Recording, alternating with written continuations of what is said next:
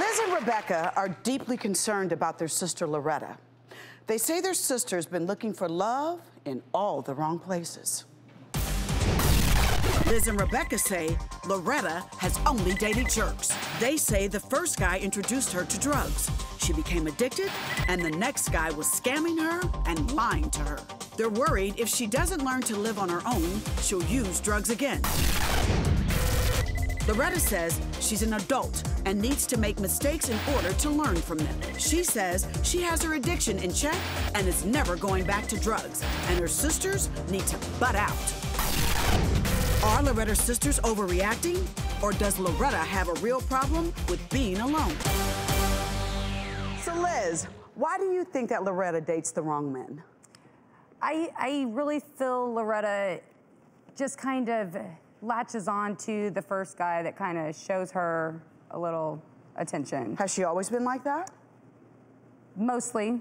Okay, and Loretta, you feel like your sisters have never supported you in any of your romantic relationships, right? Yes, ma'am. Well, I was with someone for 10 years, and of course it was toxic. Could you tell us how the relationships were toxic? Well, the one with my 10-year relationship, I was introduced to drugs. He introduced me like within the first month of being with him, meth and crack. Meth and crack? Yes. Lord, girl. So the entire relationship, you were doing drugs with him? Yes, ma'am. Oh. Did he abuse you or verbally abuse you? Physically and verbally abused me. How old were you? I was 19 when I met him, and I got out when I was like 29. Did you find it hard to leave with all the physical and verbal abuse, or why did you stay? I got so tired of everything. Like in the 10 years, like later after that, he introduced me to heroin.